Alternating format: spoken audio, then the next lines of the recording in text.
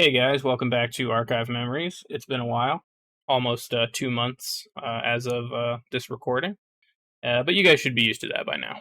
We're really hammering home that consistency here.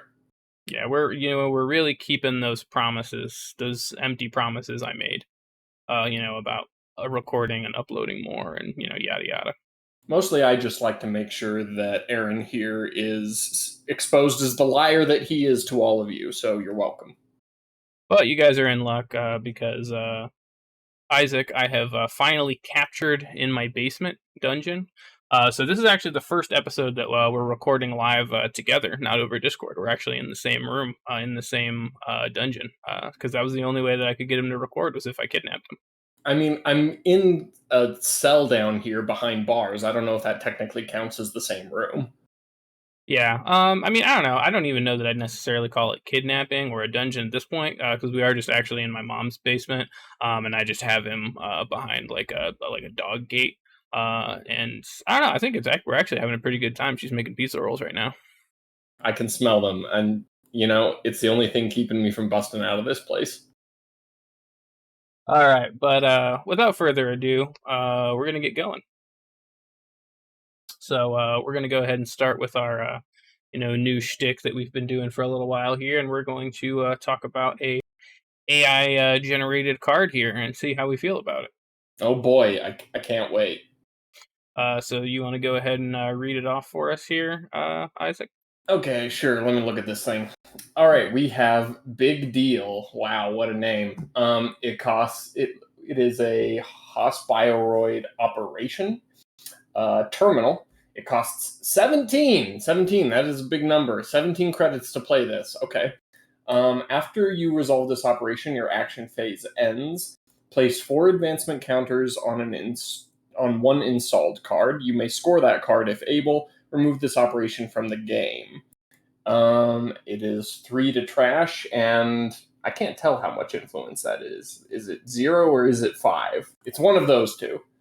I would assume. I guess I can't really assume since this is AI generated. I'll just go with 0 because I feel like that's something that an AI would do. Is just make it 0. Sure, just the 0 influence HB card. Let's go with that. Yes, I'm gonna go with the 0 on the influence. Uh, Nice. so this is pretty wild. Really, I mean, the first thing I look at when I look at these like AI generated cards is if they're like actually like printable. Like could I see this like being a real card, like being printed? I'd Um, say that's the second thing I look at. First, I look at the art and see how horrifying it is, and this yeah, is surprisingly bland.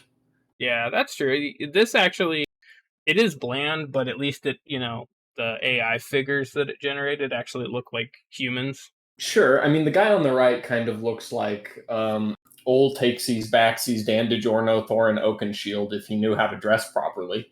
That is true. He does kind of have that look going for him. But yeah, no weird crazy stuff going on from the AI art generation. Yeah. So that's actually I'll say it's a pretty good job on that one. Solid. As far as the effects go and everything, it seems like that's the thing is with a lot of these like AI generated cards, it seems just like a mess of numbers and effects and things just like Yeah. thrown together onto a card. Technically, this one does work though. Usually, that's kind of the next thing. I guess in determining if it's a printable card, one of the first things I look at is okay, does this effect actually work? Like, can it function in the game? Sure. Yeah. And this does technically do that. I don't think there's anything in any of the syntax that renders it like not playable or like to where it just doesn't function. Right. I mean, yeah, it works. Like nothing on the text appears to be contradictory or anything, and it all seems to be centered I think around the a AI single one. idea. It's a fast advance card, and boy, is it a stupid one. Yeah, I will say that the AI went a little wild too with the 17 credits. Like, I feel like it just threw a number there. Right. It was just what's a large number that we could say that would make this very expensive. Yeah, it just pulled a number out of the list of possible numbers. Honestly, I expected better of the AI. What a dumb bitch card. Like 17 credits for fast advance effects. Woo. We've never seen fast advance before. Well, what a thing. This is no different than if you like bundled two biotic labors with a Sand City Grid, except it's in one card. Throw it in the garbage for 3 Yeah. credits. And then it's not even funny too. I guess it's kind of funny because, which interestingly enough, it generated the designed by the 2018 North American champion, Sam Swede. That's kind of a funny name for it to have made up. So, Sure. but definitely not like a funny card because usually that's what I try to look for in the AI cards. It's like, dude, is that like funny? It's kind of funny in that it's just like, all right, we're gonna print yet another fast advance card. We're gonna make the numbers bigger. We'll make the numbers bigger. That'll mean it's new and exciting, right? Yeah. Right? And then interestingly too, three to trash, the AI loves to put trash costs on things as long as they're not assets, and this goes along with that. Yeah. But I don't know. I'm ready to move on here. Not a very funny card, but definitely a ridiculous one. Yeah, pretty ridiculous. Do better next time. Bring me something funnier. Yeah, I'll work on that. Anyway, we'll start with the real goods though. And we got a nice fresh starting point here. I like when we get to start off just an episode on an identity. Let's do it. Let's have it. Read it for us, Aaron. Oh, I'm reading. So we have Jinteki, Personal Evolution. It is an identity megacorp, and it reads, whenever an agenda is scored or stolen, do 1 net damage. It has a 45 card minimum deck size and has 15 influence to work with. So, Isaac, why was this the most alluring identity in the core set for people who were kind of just looking at the game? Well, because when you look at this identity, and as we get into the cards more, you will find as you look at the faction, what this actually reads to your imagination is kill the runner, kill them, make them die. And that's alluring. There's nothing sexier than the voices inside of my head telling me to kill the first person across the table from me. I love it. Exactly. And, being a well adjusted person, I feel the same way.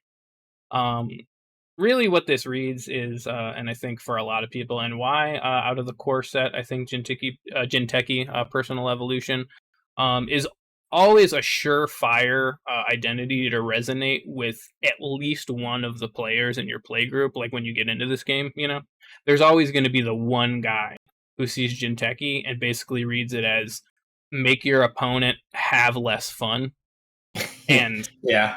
and they're like, oh, dude, hell yeah. No, yeah, and you get that sort on the other side of the board as well. That was which faction that was varied from time to time, but Jinteki kind of remained that. If you just wanted to squeeze your opponent dry, Yeah. Jinteki felt like the corp that was best at that. Anarch started as that, it sort of felt, but then, Criminal, with the first couple data packs, and then kind of onward, sort of became the quintessential runner equivalent of the, you can't have fun. Though Yeah, I would argue that it sort of jumped back and forth throughout the game's lifespan between Criminal and Anarch as who is the, you're not allowed to have fun faction. I would agree with that. But you are right. I would say that Jinteki pretty consistently stayed the you're not allowed to have fun corp faction. Though to Jinteki's credit, I think it stayed within the realm of in being that, but being interactive in it until you got Jinteki. Was it Power Unleashed? Is the one I'm thinking of? I believe so, and I don't know that it was necessarily Power Unleashed was the problem. It was the Bioethics Association and Sure. Hostile Yep. Infrastructure. Like when the Jinteki prison decks became a thing, Right. that was during what were the Netrunner Dark Ages, we'll say. Yeah. The asset spammy endless recursion. We're going to grind you out. That's when Jinteki really, for the first time ever in the game, really became the villain. Because I think that every other corp faction was the villain for a meta or two. Um, Right. But Jinteki had kind of gone a long time just being like the cool, not super competitive, but fun to play, and a lot of times, fun or at least interesting to play against Corp for like a huge portion of the game. Sure, yeah. And as Jinteki kind of filled out their card pool after the first cycle or two, they started to, you got kind of these thousand cuts archetype decks with House of Knives, with shocks, with things that would chip away at the runner, which was always entertaining, without being just the ultra oppressive, we're going to remove your ability to interact. Yeah. And this was like the perfect starting point. This is the perfect launch point for Jinteki and just what Jinteki is all about, and how Jinteki really was for, like I said, probably like 90% of the game. Just really shitty to play against, but you can't fault them. You just got to take your lumps and do your best. Exactly. Yeah. They're not doing anything unfair. They're not doing anything especially crazy. They're not doing anything insurmountable, Okay. but Yeah. it's annoying. All right. So that being the case, why did this identity and Jinteki in particular kind of struggle for a while to find footing competitively? Just because I think my main answer to that would be consistency, Hmm. because you're doing is trashing cards, and of course, your standard saying is that, well, if I have a card in my deck, I want it, right? You're Yeah. not going to put cards in your deck that you don't want. So when cards get trashed, that's basically always going to be a bad thing, right? Sure. Well, not really, because you're you're at the mercy of RNGesus, as it were. And so you're definitely slowing the runner down, and you're definitely having negative and sometimes high impact negative effects on them. But at the end of the day, things like being able to really consistently control your scoring windows via fast advance, or be able to really consistently control your kill opportunities with tag and bag, Sure. are much more appealing from a competitive perspective, where those things are a lot more in your control than just every now and then trashing cards from the runner's hand. Yeah, that's fair. And Jinteki, particularly early, was very much the poker aspect of Netrunner, wasn't it? Where Yes. you would be trying to bluff the runner into making a mistake. And part of the problem with that is that Jinteki's win condition generally relied on the runner making that mistake. Yeah. A lot of their cards were sort of a coin flip. And that's kind of an issue that I did have a lot of times with certain decks, like they had the, like, once they got access to things like Mushin no Shin, and those sorts of cards, Project Junebug, stuff like that, is a lot of those, for me at least, as somebody who did prefer to have more agency over what I'm doing in my decks, struggled with being like, okay, I'm going to throw this down, and even at my most clever, I feel like a lot of times it's kind of just a 50-50 coin flip on whether they run it or just decide to run somewhere else. Yeah, yeah. Especially when that coin flip from the runner's side is all right. If that Mushin Notioned card is a June bug, I lose. If it's an agenda, the corp gets 2 points. It's not really winning math for them to go at it unless they've got a Deus Ex or something to protect them. Yeah. And so really, it would be at its most high octane, I guess we'll say, when you're able to keep a close game with the runner, and maybe you're both at 5 points, and now suddenly there's a lot riding on what this agenda really is, if it really is an agenda, if it's a June bug or what have you. Hmm. But in the early to mid game, it felt really easy as Jinteki to just get put in like a 4 point hole, Yeah, trying to fucking be funny or clever and about a June bug or an agenda or whatever. sure. And too often in the first few years of the game, what I would see is Jinteki would get slapped down, and then the runner would just ignore remotes. I mean, that Yeah. was kind of strategy anyway, but you just ignore remotes, run the hand, run the deck, and you ignore a lot of what Jinteki's potential traps are. Yeah. They really kind of didn't become viable until they got their big box. I do think that once Honor and Profit came out, they had a lot more going for them. And they did get some Hmm. support tools, in like Genesis and some of the other cycles. I mean, stuff like Fetal AI, huge for Jinteki. Yeah, for Um, sure. but especially out of the core set, I don't have any qualms. I don't think anybody, that's familiar with the game has any qualms about saying that, or about saying Jinteki is absolutely the weakest corp out of the core set. Yeah, yeah. And corp economic problems, I think, plagued Jinteki particularly badly early on. Yeah, they didn't get a good econ card until Celebrity Gift. Yeah. Prior to that, they just had Sundu to. as well was around the same time, I want to say. Yeah, I want to say that was Celebrity Gift not Genesis, and then Sundew was the next cycle. I could be wrong, but I think both were the next cycle, but I could be mistaken. who knows? Steve will let us know in the editing. Put it up here, Steve. All right, But you gonna go? Am I gonna go? I'll go. All right. So, how did Jinteki affect the meta? I It think we varied a kind of. lot. Yeah, I think we touched on it a little bit. The way that Jinteki affected the meta is that it at least guaranteed that at a tournament there was always going to be at least a few dudes who gave you an interesting like smoke break of a game against all the extra super fucking sweaty NBN fast advanced decks that you were going to be sitting across from for most of the day. Yeah, this is true. And it certainly had its place later on. Mintran had a well-known Jinteki deck that ran into the finals of Worlds. Was that the third or Worlds? I want to say that it was. Yeah, Um, that was effectively just Jinteki personal evolution doing all the personal evolution things, and he was just masterful at piloting it.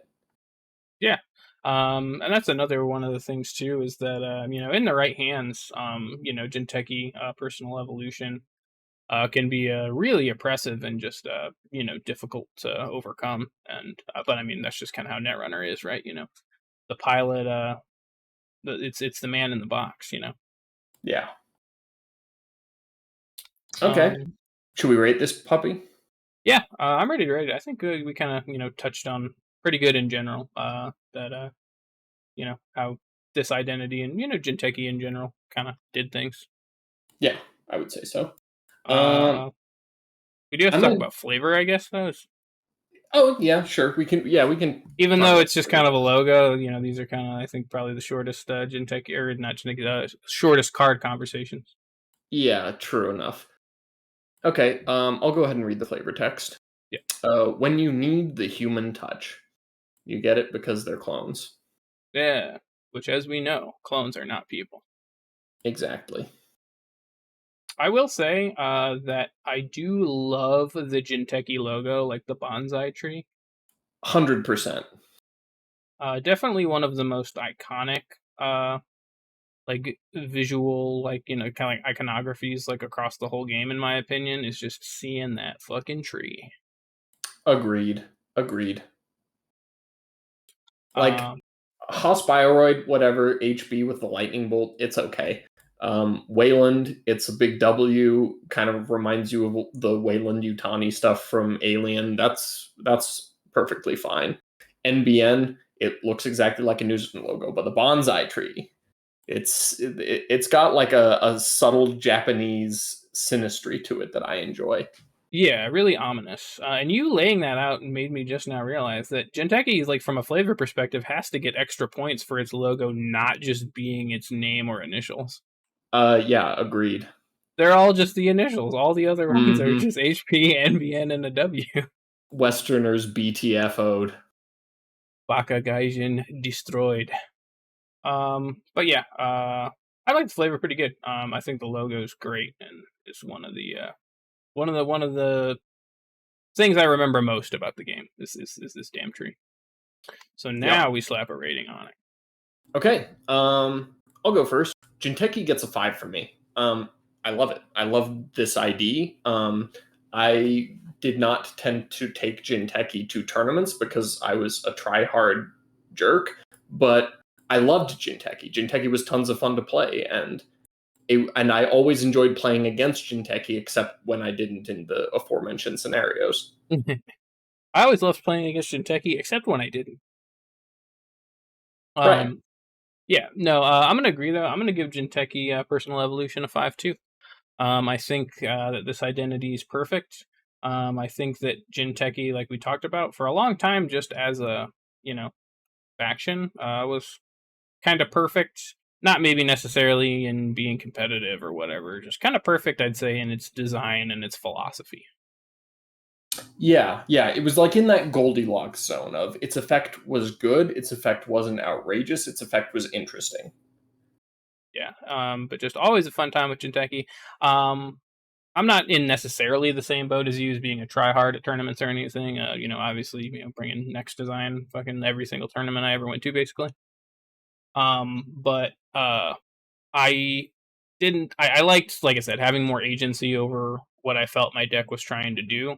And that I didn't love as much with Jinteki is that I felt like with the one net damage, I didn't have a lot of agency over, what I was doing and the effect that I was, getting out of it. Hmm. Um, but I still love it, and uh, you know, always had to tip the hat to Jinteki players. Like when you sit down at a tournament across, the table from a Jinteki player, there's just always just an immediate like level of respect. Like, oh man, this guy's bringing Jinteki. Got to give him that. Yeah, agreed. All right. Got to give Jinteki the love. I appreciate it. I love it. I love giving Jinteki some love because they deserve They do. They do. And they needed it, particularly early on. it. They deserved love, a lot of which they did not get for a while. Yeah. But let's move on. You want to go ahead and read what we got next? All right, next up we have Nisei Mark II. This is a Jinteki agenda initiative subtype. It reads place one agenda counter on Nisei Mark II when you score it. As a paid ability, hosted agenda counter to end the run. It costs 4 to score it, and it is worth 2 points. All right, Aaron. This agenda saw a lot more play later on, but felt very out of place with Jinteki early on, in my opinion. Is that something you would agree with, and why? Yeah, so I do agree with it, and I think that this is just sort of the first example of like a problem that Jinteki had as a whole out of the core set and really early on. Is that it was very clear like what sense of identity Jinteki was supposed to have, and then you thumbed through the cards and you saw shit like this and Cell Portal and Precognition, and Yeah, it's just like, all right, I don't think this is what I want to be doing, but I have to run this card, so I will. yeah. I don't know if Lucas had like some fetish about some like moving parts, mysterious sleight of hand deck that just never was really able to emerge. But yeah, it felt like Jinteki was trying to do two separate things early, and they didn't really overlap. I think maybe what it was is that it was overbalanced. Just Jinteki as a faction probably was because early in the game's design and just in the core set and everything, they probably felt that they didn't want to give Jinteki too much as far as just from like a damage and trap perspective. Sure. So I feel like they were like, okay, well we can't just load them up with being able to kill the runner because that would be too strong Yeah. or too much to overcome. So let's give them some other cards that just do some like kind of weird shit. Yeah. Yeah. And really, okay, I think a couple of those cards could have been economy cards. Yeah, having money would have been nice. Nisei Mark II is interesting though because it's definitely not bad. It's just weird, like in the faction that it's in, and like sort of, just being what Jinteki had to the agenda that Jinteki had to work with right out of the core set. Like this sort Sure. of feels like a card that would show up like more midway through the game's life. Yeah, yeah. And it really started to kind of hit its own when you had the replicating perfection uh, the decks that were almost more like HB decks, where you had strong scoring remotes protected by like Caprice Nisei, an Ash, and then one of these, and it's just like, all right, the runner's never getting in there, practically speaking. Yeah, the very first cancerous Jinteki deck. Still, I think not as egregious as some other archetypes that ended up plaguing the game. But yeah, the replicating perfection Jinteki days were a little rough, and this definitely was a good portion of that deck. Was being able to score one of these bad boys. Yeah, it was an agenda that helped you score other agendas in certainly a less cancerous way than say Astroscript, Oh yeah, but of kind of a similar nature. You score one of these, it helps you score the next one, which helps you score the next one. yeah, and it's flexible too because it's just an end the run. It's not an end the run on any particular server Yep. or under any particular circumstance. It's just end the run. Yeah. Is there an account siphon? And the run. Are they setting up for an apocalypse? And the run. Did they just manage to get past your Komainu and your Wall of Thorns, and they're about to access your server? They get past your Caprice. They outpay Ash. Did they do all of these things? And the run. Yeah, just a very good effect. It's kind of interesting as we talk about it and I look at it and we go over it because I would argue like this has got to be one of the stronger 4/2s in the game. Just because 4/2s sort of have a problem that I don't know if we have actually touched on yet. Because I don't think any of the agendas we've talked about thus far have been 4/2s. Because well, we only talked about HB, right? And they didn't have any of those in the core set. Yeah, I think you're correct. So, I guess this is now where we can have that conversation. Is that, as you're probably well aware, Nyan, 4/2s were kind of never very good throughout the game's life cycle. At the very end, we got some like finally like legitimately good ones that would get regularly run. But Sure. for a long time, 4/2s really wouldn't get touched with a 10-foot pole. Right. Here's the problem with 4/2s, in my opinion, is you can't just install them naked and try to sneak them out. This is something HB did all the time. Is you'd set up a scoring remote, you'd slap down some card, and the runner's like, I don't know, is that an Adonis or is that a Project Vitruvius or whatever? And without advancing it, you don't know. With Nisei, you do have to advance it once. You install it, you advance it one, next turn you can score it in 3 advancements. This means that the number of things that it can be shrinks as soon as you advance it. Yeah, the possibilities are not endless. Correct. Once you put an advancement token on it, which is big. And another thing that I would say, so I totally agree with your point there, is that it's a lot more.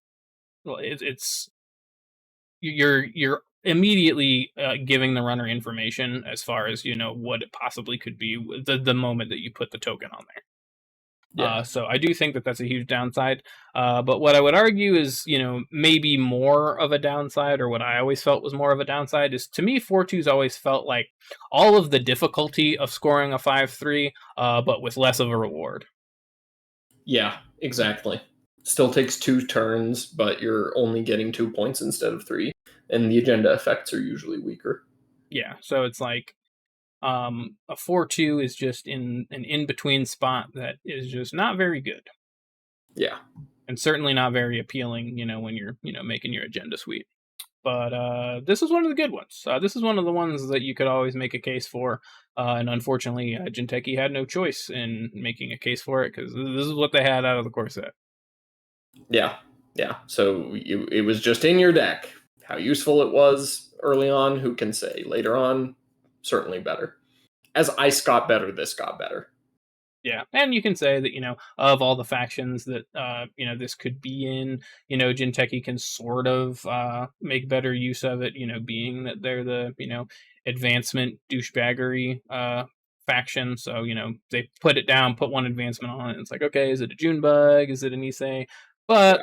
then the problem there, right, is if it is a June bug, it's like, okay, I can take 2 damage. Ooh, it's one advanced June bug. Yeah, one advanced June bug is not rocking any worlds. So I think that they maybe thought that the threat of a June bug would be a little more to make this better than it was. But I don't know. Hard to say. I wasn't in the room when they were making it. So Yeah. I don't know, I feel like we kind of checked all the boxes just in that discussion in general. What about flavor? Oh well, I just meant from a mechanic perspective. Flavor, of course. How do we feel about the flavor? There is no flavor text, so I guess we can just talk about the art. Yeah. Well, the art is clearly a reference to Minority Report. You got the three precogs or not precogs, the TM, The floating in the water, seeing the future or whatever. Yeah, a reference to the classic Tom Cruise film. I actually really like that movie. I'm not gonna I lie. I was going to say that was going to be my response to me thinking you were going to shit on it. Was I was going to say I actually do like that movie. So uh, Underrated in my opinion. yeah, I agree. I actually kind of want to watch it again. Maybe I will. Now that we've had this discussion. But yeah, no, just 3 not precogs, 3 Niseis or whatever. I guess that's what they are. Just floating in the psychic piss. Um, rearranging the top card of your deck, the top Yeah. 5 cards of your deck. Yep. Okay. It's yeah, it's Not fine. bad. Yeah, decent. Can't show the titties though. I'm glad that they programmed the clones to cover up their titties. Yes. Modesty in your clones being exploited for psychic ability is very important. Yep. All right, how are we rating old Nisei Mark II? I'm gonna give Nisei Mark II a. I'm on the border between a 3 and a 4. I'm gonna give it a 3. I think it was well designed. I think it's pretty well balanced. It just doesn't. It doesn't tickle my funny bits.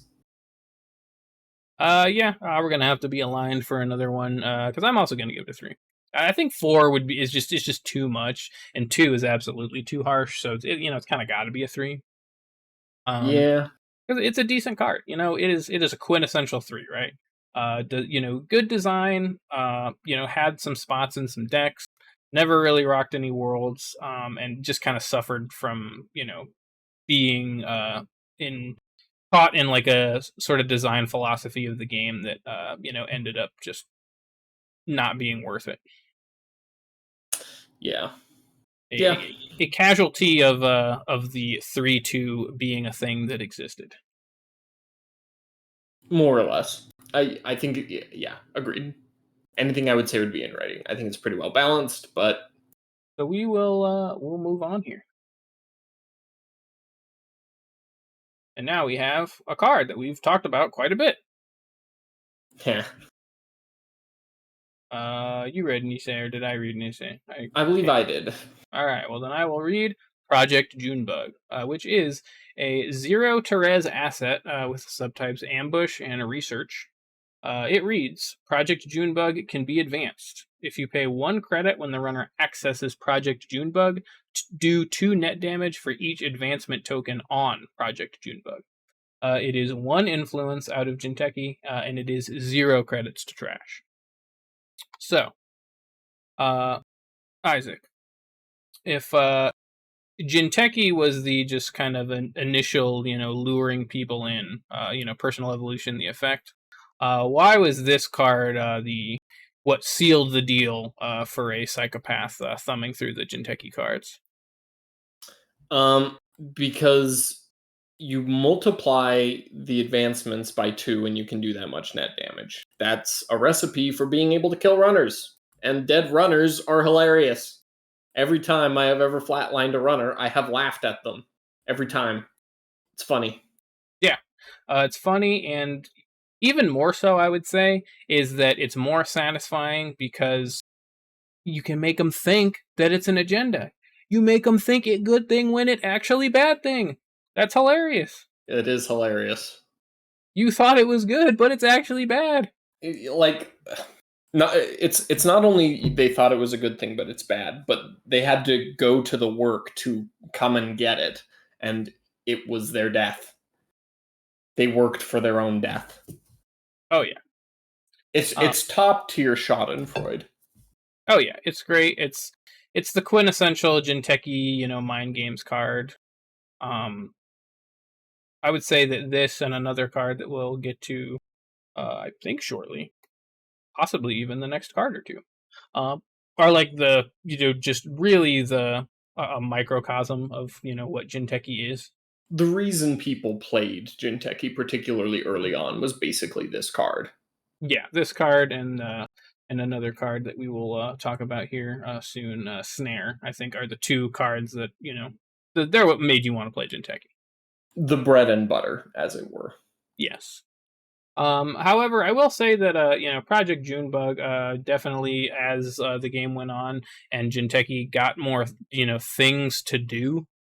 I definitely saw this less and less, and eventually, I don't know that I ever really saw it, even out of Jinteki, and Colorado for a good spell had a decent Jinteki showing. I didn't ever really see this card after a while. Yeah, it was one of those. It just it got to the point where it felt like runners could deal with it too much, and so often the response to seeing Jinteki was just, all right, well, remotes don't exist. I'm just going to run their centrals, and a zero to trash card is an extra dig in R&D, so it ends up becoming a liability rather than a benefit. Yeah, exactly. I do think that that's sort of an underrated point to make, or maybe an underappreciated thing to consider, is that zero cost or zero trash cost cards, they just get thrown out of the way. Like I'm delighted, when I'm playing, Shaper early game, and I'm, just kind of probing at R&D, and I, seeing Junebug and get to just get it out of the way. Yeah, absolutely. And it's not even that you've gotten rid of a Junebug necessarily. It's just sweet, one more dig. Yep, one more card that I get to see.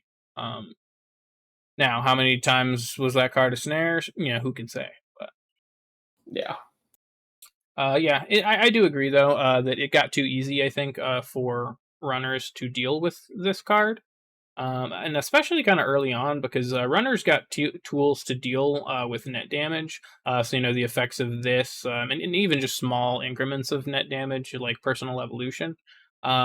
Pretty early in the game's life cycle, like there were tools for net damage prevention, like in Genesis and Creation and Control. So like the very first expansions that we were getting were having answers, quote unquote, to the problem of net damage when I don't think it was ever really a problem. It was just annoying. Yeah. Yeah, for the most part. It was difficult to get to 3 or more advancement tokens because if it was at 3 more often than not the runner's just like, "Come on, man. I know what that is." So yeah, and that's another thing that I was going to say is that this really lended itself to a lot of tunnel vision on the corporation's behalf. Mhm. Where it's like, okay, you find yourself just wasting a lot of clicks. Because here's the thing: is you've got two ways that you can play Project Junebug. All right, here's what they are.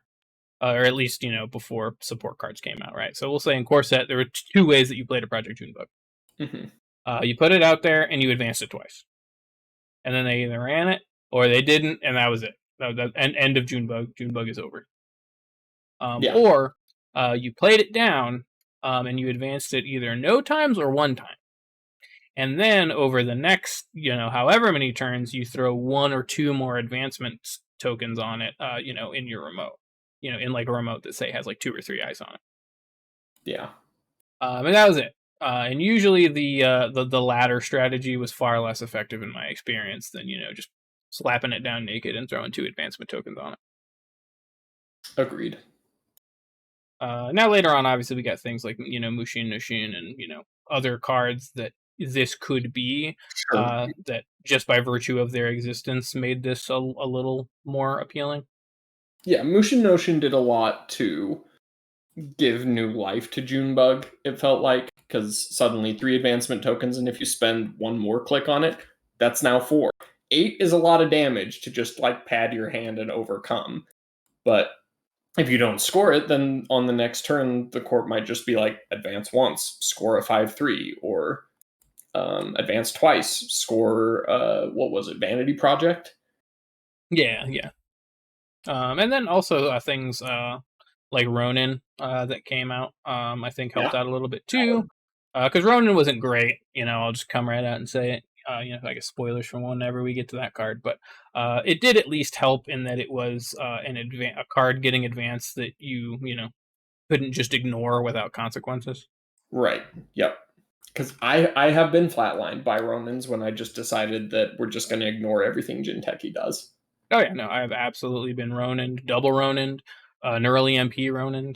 I mean, you name it. I have been done in by it. But yeah, the existence of those cards, um, helped prop up Project Junebug. But it's still just once we got things like Feedback Filter and Deus Ex and um, what was the other one? There was like another net damage. We got a lot of cards that prevent net damage. Yeah. And so, especially, out of things like Shaper, you could very easily, depending on your meta, just, slot one, utility with Feedback Filter. Whether you used it or not, okay, one card, isn't going to be the end of the world if you don't end up needing to use it. Mm-hmm. And so we early on got tools to deal with what little, sort of bite Jinteki had at the time. But then, they ended up getting more stuff. But that was the problem with Junebug, right? Is that Yes. it had a really small window where it, couldn't be dealt with, so to speak. Mm-hmm. Yep. And kind of similar to what we talked about with Hospiroroid when we went over Cerebral Overrider, is you had to get the window just right, or you had to read your opponent correctly if you were like trying to put it behind a remote to fake them out, or you had to read them correctly, putting it into a naked one to just mind game them. And it was kind of coin flippies. There are some people that are really good at that, and I would run onto their June bugs all the time. But if you weren't that good at reading your opponent like that and having that kind of sixth poker sense, then it was kind of coin flippish.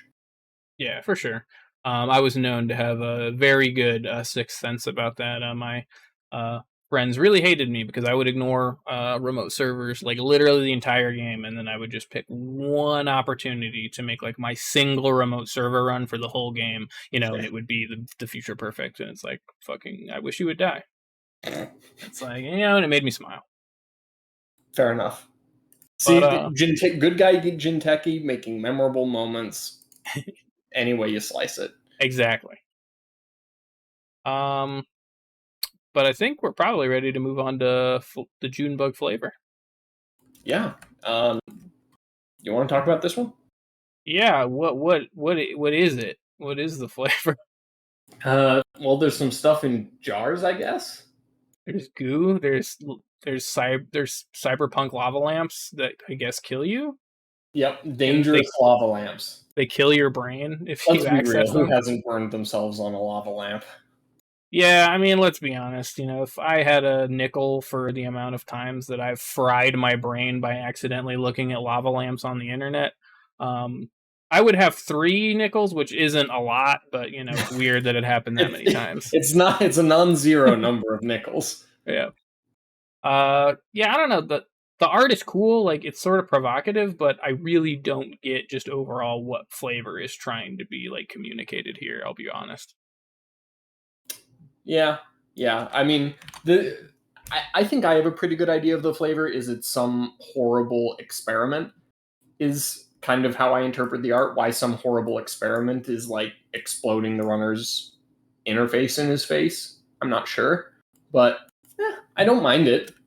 Yeah, I guess that's more what I mean, is I don't get why the goo is frying your brain or Yeah, that's fair. or your interface or whatever. Your cyber feeder. Okay, you want to slap a rating on this? Yeah, I'm going to give Junebug a 3. Okay. Because it's pretty good. Um, a 3 does almost feel too low, but a 4 it's just too high for kind of what it is and you know what it ended up doing, which ultimately not a whole lot. Uh, Yeah, I can see that. I am going to give it a 4 because I got to see Dan DiGiorno run onto one of these, and it gave me immense pleasure. Oh yeah. So it gets a 4 from me for that. Yeah. Had I witnessed that, it's kind of like being an elf that witnessed the light of the Valinor. It's like Sure. you had to be there, and if you weren't, you just don't understand. You just had to be there. Well, let's move on. Do Snare. I knew it.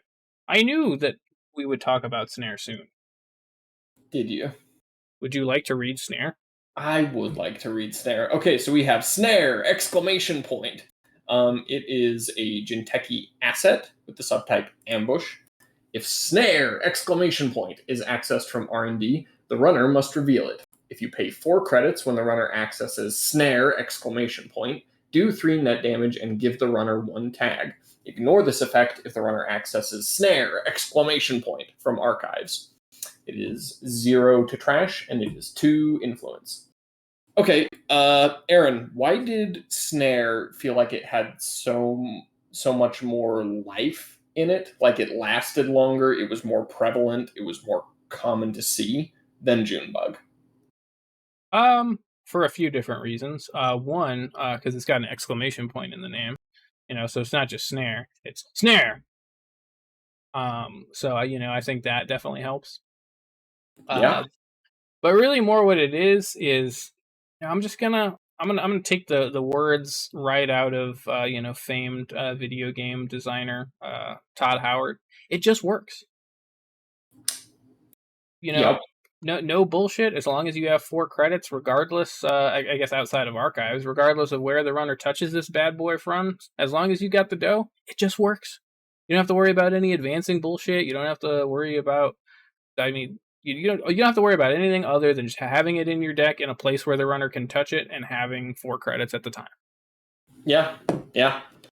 That 4 credits at a time was sometimes a problem, as mentioned with Jinteki's monetary troubles, lack of financial solvency. Yeah, so it is a big deal. 4 credits is definitely not an insignificant amount of money, especially early on, core set Netrunner. Corpse, specifically Jinteki, were not as rich as they eventually got. Yeah. And also, one thing that this has over Junebug is it does have 2 effects, because it not only does the 3 net damage, which is good. It is a good amount of net damage. 3 is over half of the runner's hand. 3, it is. If they just have their normal 5 cards, you're trashing 60% of their hand, which is not nothing. 60% of the time, every time, etc. Yep. But one thing that is a big deal, and why this did see a lot of splashing over the years in Wayland specifically, is that it also gives a tag, which is kind of a big deal. Juicy tag.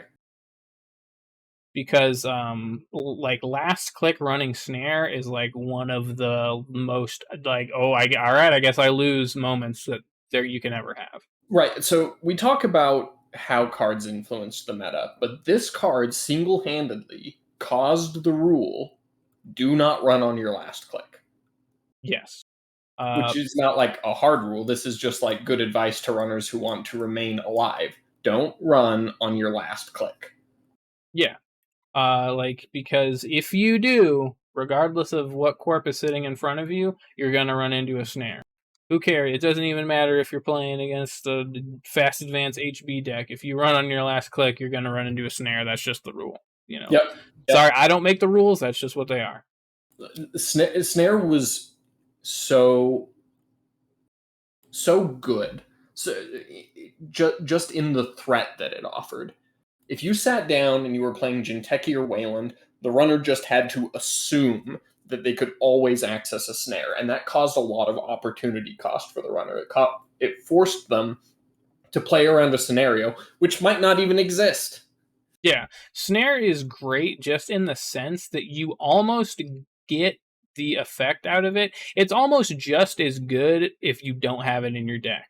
Like, it's almost just as good. But the problem is that it is so good of a card that of course you want it in your deck. I mean, if you're Yeah, Jinteki yeah. at the very least, and if you're running Tag and Bag Wayland, you definitely better consider, at least running one or two. Hmm. Yeah, Um, for sure. but you could just not run it and still get a good chunk of the effect. Absolutely.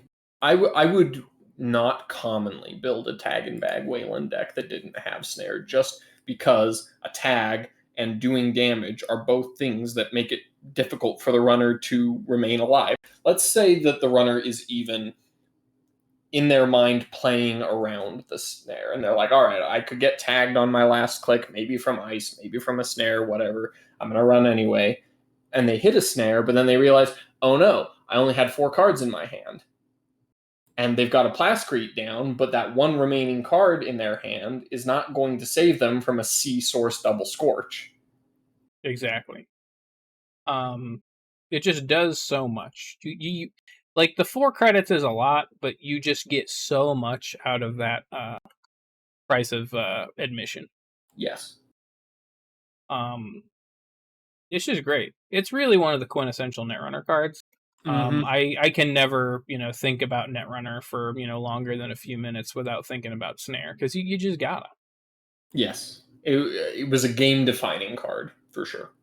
Oh yeah, absolutely. If we would say that, like, is it fair to say that this may be the stim hack of the corporation? I I would put it above the stem hack of the corporation even, Dang, because because snare never went anywhere. that's true. Um, you know what? That is a fair point. It's in an echelon all its own. There's all the other cards, and then there's Snare. Really, I should adjust the tier Mm-hmm. list. There should just be the Snare tier. Yep, sounds about right. But and then playing around this was so hard too, because even when you knew it was coming, it never felt any better. Yeah, you were still mad about it. Like, it always sucked. Even when you like go into, you'd Maker's Eye Jinteki, because you're a sadist. And then you just in your head be like, all right, I'm gonna run into some snares. Hey, I've got my, I've made my preparations. I've drawn up, or I, have my Mm-hmm. feedback filter, which is gonna make me have to pay $1 million to survive. Or Yeah, whatever mixture of preventative measures you have against this mythological card.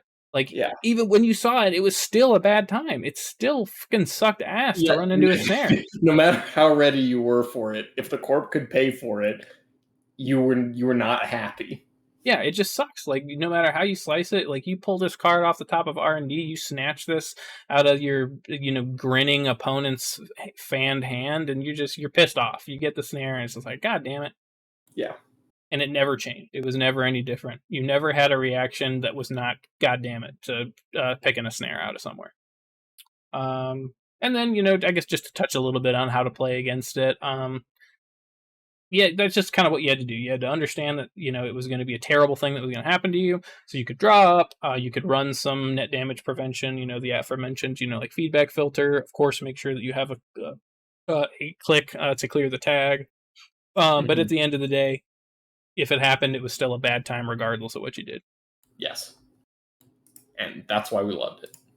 That's why we loved it. That's why it is a legendary card. Nothing short of a legendary card from this game. Don't run last click. Don't run with fewer than 3 cards in hand. Yep. Because you're going to hit a snare and lose.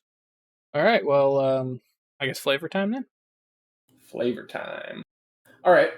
There's no flavor text once again. The picture appears to be some sort of cyber Venus flytrap.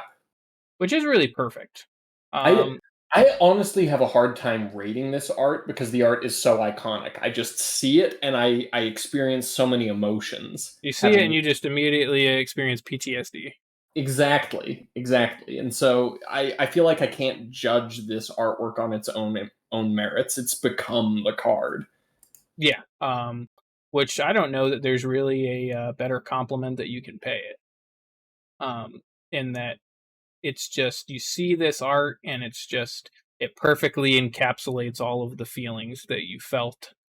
It personally perfectly encapsulates all the feelings that you have, all the feelings that you have felt, and many feelings that are yet to come. Actually, this is one of the few cards where, because I will say that most of the time, like the full art cards that they release for the game, are almost unanimously better than the original. There's some exceptions for sure, but I do think that Snare is one of these. I think that the Snare art is perfect, and that the full art promo was kind of a huge downgrade.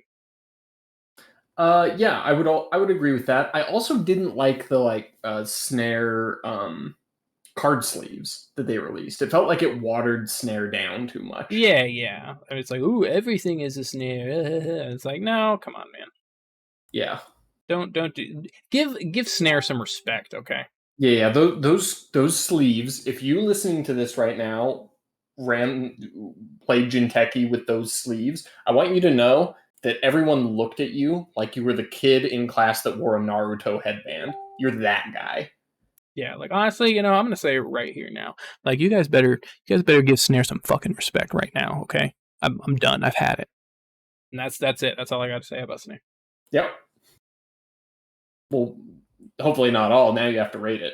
Oh yeah, 5. Easy 5. Easiest 5 of my life. Oh yeah. If there was a higher score, it would get that. It's perfect. It's a perfect boy. Yeah, you just simply cannot get better than Snare.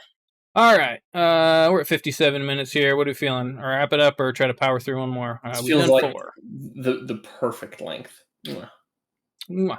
Chef's kiss. And you know what? Ending on Snare, that actually seems like a good ending point too. Is you got to the end of the episode, and it was a Snare. Exactly. You don't want to end on Zaibatsu loyalty. Let's be real. Oh God, I don't want to start on Zaibatsu. So actually, let's just skip that card. When we record again in 6 months. Assuming we remember in the future. Right. All right. Well, any last regards, or whatever for our audience before we sign off? Go do some push-ups. You look like you could use them. Yeah, I'm talking to you. I agree. You're very weak and frail, and you should become stronger so that you can better withstand Snare. Exactly. Goodbye.